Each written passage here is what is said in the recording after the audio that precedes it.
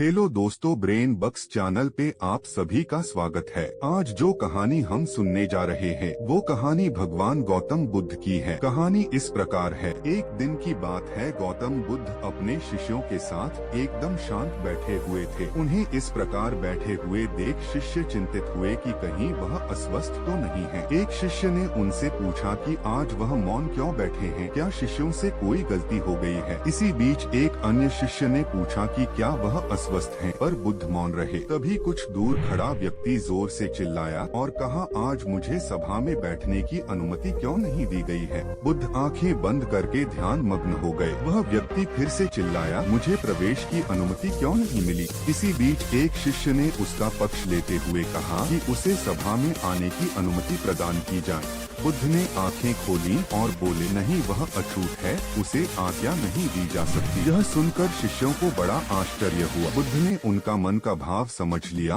और बोले, वह अछूत है। इस पर कई शिष्य बोले, हमारे आश्रम में जात पात का कोई भेद ही नहीं, फिर वह अछूत कैसे हो गया।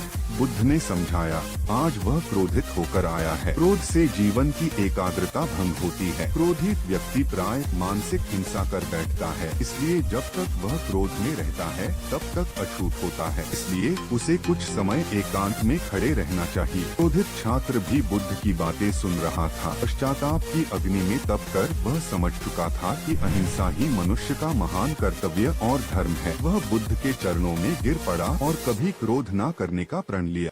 हमें यह कहानी से जो सीखने को मिलता है वो यह है कि क्रोध के कारण व्यक्ति अनर्थ कर बैठता है और पश्चाताप उसे बाद में होता है, जिसका कोई लाभ नहीं मिलता।